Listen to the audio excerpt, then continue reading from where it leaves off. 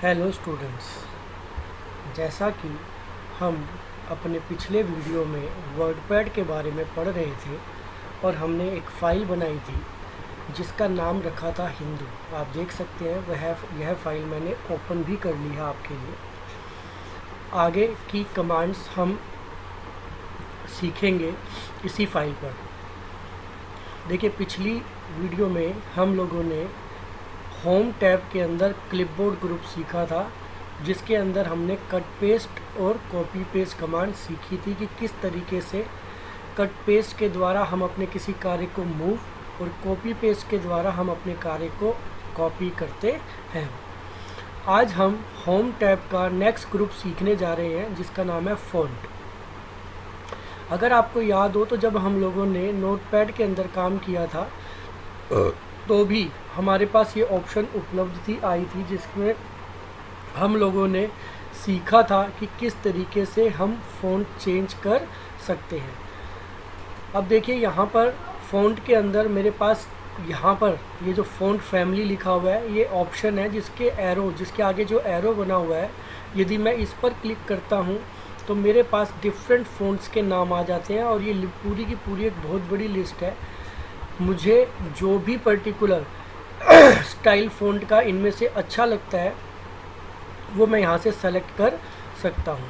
Notice कीजिए, मैंने इसको सेलेक्ट किया लेकिन इस बार कोई बदलाव ही नहीं हुआ। जबकि यदि आपको याद हो तो नोटपैड में जैसे ही हम फ़ॉन्ट बदलते थे, हमारा जो भी टेक्स्ट लिखा होता था उसके लिखावट में बदलाव हो जाता था, अर्थात जो फ़ॉन्ट स्टाइल हम फ़ॉन्ट सेलेक्ट करते थे उसके अनुसार उसकी लिखावट बदल जाती थी। परंतु वर्डपैड में ऐसा क्यों नहीं हुआ? ध्यान दीजिएगा, नोटपैड के अंदर जो भी हम बदलाव करते हैं वो पूरी फाइल पे अप्लाई होता है। उसके अंदर एक अक्षर लिखा हो, एक शब्द लिखा हो, एक लाइन लिखी हो या 200 लाइनें 500 लाइनें लिखी हो या 500 पेज लिखे हो, वो सब पे अप्लाई हो जाता है एक साथ। जबकि वर्डपैड के अंदर ऐसा नहीं है, या आगे भी जो हम सॉफ्टवेयर करेंगे MS वर्ड वगैरह, उनके अंदर हमें सिलेक्शन करनी होती है। जितना कार्य हम सेलेक्ट करते हैं हमारा उसी के ऊपर बदलाव होता है, पूरे कार्य पे बदलाव नहीं होता।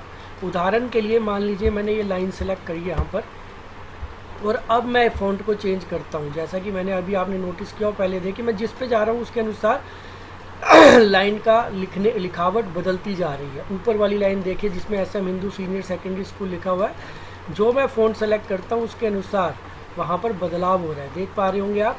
तो वर्डपैड के अंदर ये सिर्फ सेलेक्टेड टेक्स्ट को ही बदलता है बजाय कि पूरे को बदलने के। फॉर एग्जांपल, मैंने पिछली बार कॉमिक सेंस MS सेलेक्ट किया था, इस बार मैंने सेलेक्ट किया तो ये जो मेरा इस समय अगर आप नोटिस करें तो ये ऊपर वाली लाइन और जो नीचे वाली लाइन है, इन दोनों के अंदर फ़र्क नज़र आ रहा होगा। ये अलग लिखावट में लिखी हुई है।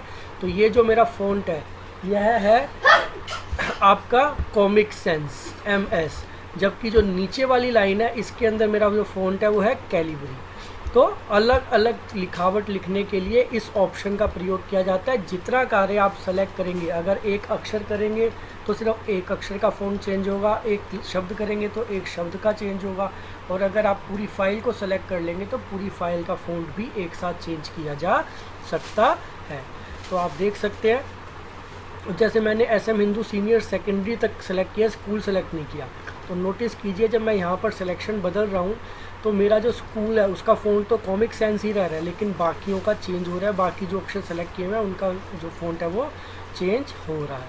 तो इस तरीके से फ़ॉन्ट को बदला जा सकता है।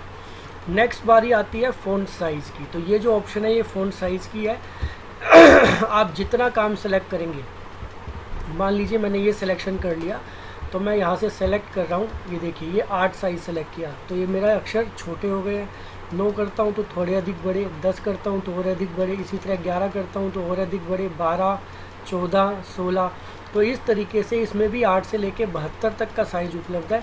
जो मैं साइज़ सेलेक्ट करूँगा उसके अनुसार मेरे शब्दों के साइज़ को बदल दिया जाएगा।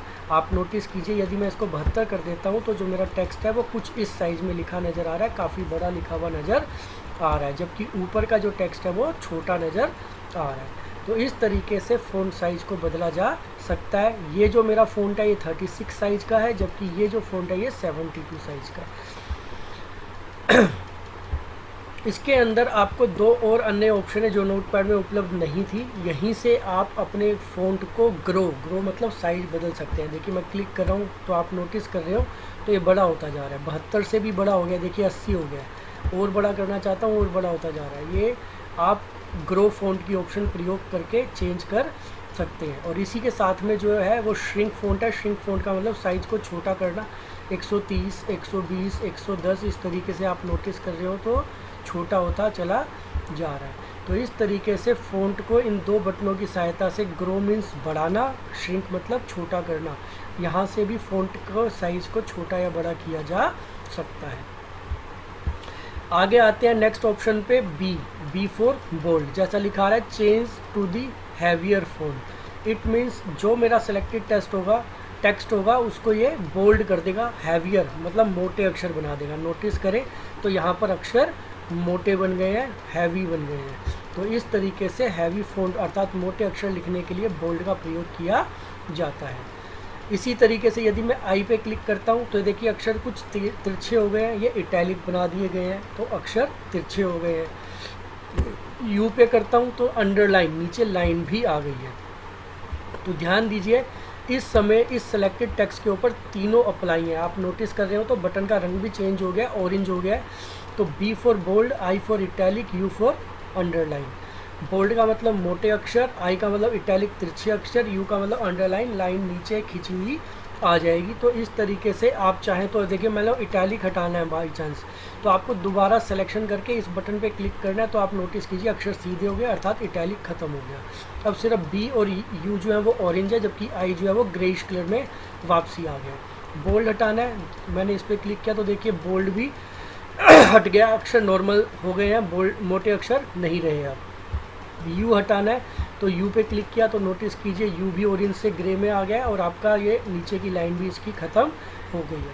तो ये आपके फ़ॉन्ट स्टाइल्स कहलाते हैं, बोल्ड, इटैलिक और अंडरलाइन। इनकी सहायता से यदि आप चाहें तो जो भी आपने कार्य टेक्स्ट लिखा हुआ है उसके ऊपर अप्लाई करके इसको चेंज कर सकते हैं।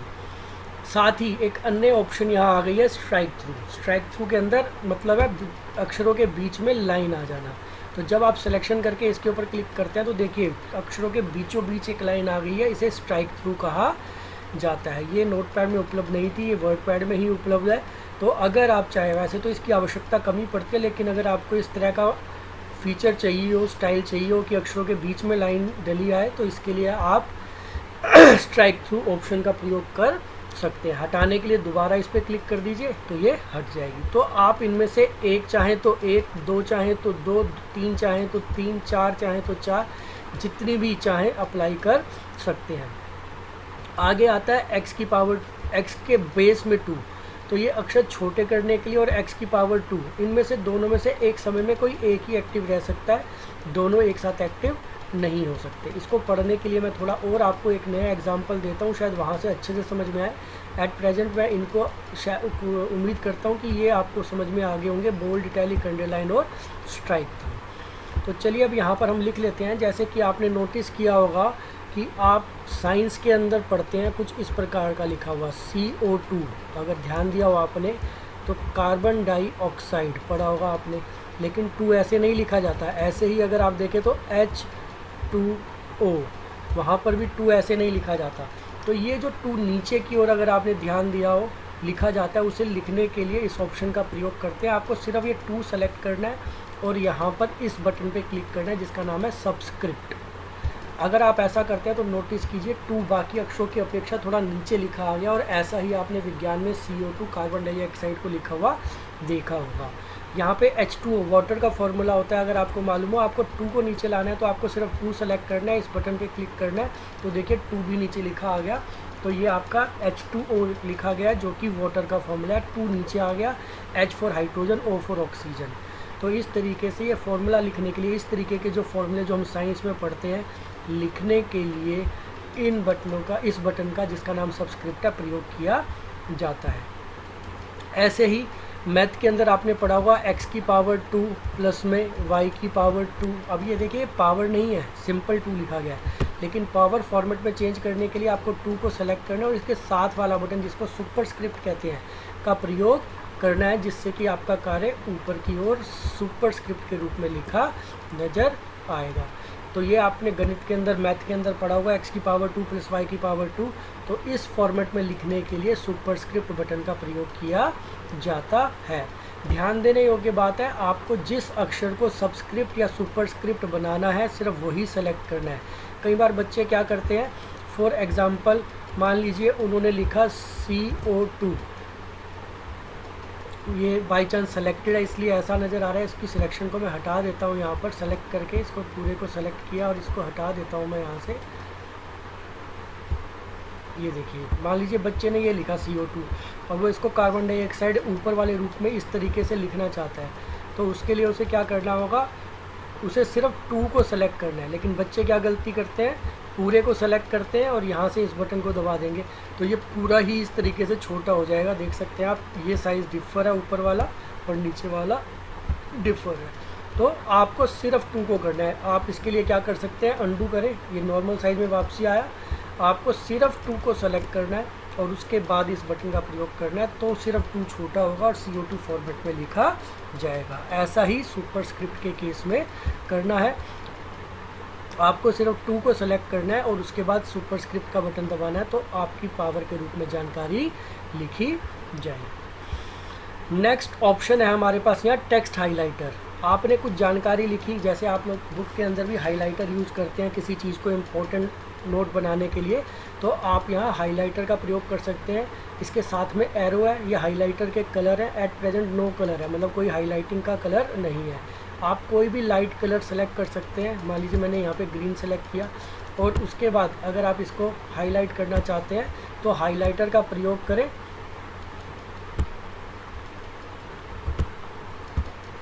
ये देखिए, सेलेक्ट करना है आपने इसको और इसके बाद इस बटन पे क्लिक कर देना है और जब आप इसको हटाएंगे तो ये देखिए हाईलाइटेड होके नज़र आ रहा है। तो ये नॉर्मल टेक्स्ट है। इस समय हमने इसको सेलेक्ट नहीं किया, सेलेक्ट करेंगे तो ये ब्लू नज़र आएगा।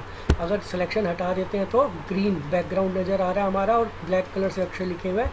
तो इस तरीके से किसी भी चीज़ को सेलेक्ट करने के लिए, मान लीजिए इसको मैं किसी अलग कलर से करना चाहता हूँ, मैंने इसे सेलेक्ट करना है तो जिस कलर से, मान लीजिए मैंने इसको इस कलर से सेलेक्ट करना है, तो ये देखिए ये सिलेक्शन है, सिलेक्शन हटाते ही इसका कलर नज़र आ रहा है। तो इसे हाईलाइटर कहा जाता है। हाईलाइट करने के लिए इसका प्रयोग किया जाता है। जैसा कि यूजली आप बुक्स में पढ़ते समय अपने इंपॉर्टेंट पॉइंट्स को हाईलाइट करते हैं, तो इसका प्रयोग यहाँ हम हाईलाइट करने के लिए कर सकते हैं। तो this is text highlighting tool या कलर। नेक्स्ट आपका जो है टेक्स्ट कलर। अभी तक हमने देखा है जब हम टाइपिंग करते हैं तो ब्लैक कलर में लिखते हैं। ये देख सकते हैं जितना भी काम नज़र आ रहा है सब ब्लैक कलर में आ रहा है। अगर आप अक्षरों के रंग को बदलना चाहते हैं तो आपको क्या करना होगा, अक्षरों को जिनका भी आप रंग बदलना चाहते हैं सेलेक्ट करें, यहाँ पे एरो पे क्लिक करें। देख सकते हैं बहुत से कलर नज़र आ रहे हैं, देख रहे होंगे आप, नज़र आ रहा है आपको अलग अलग कलर में टेक्स्ट लिखा हुआ।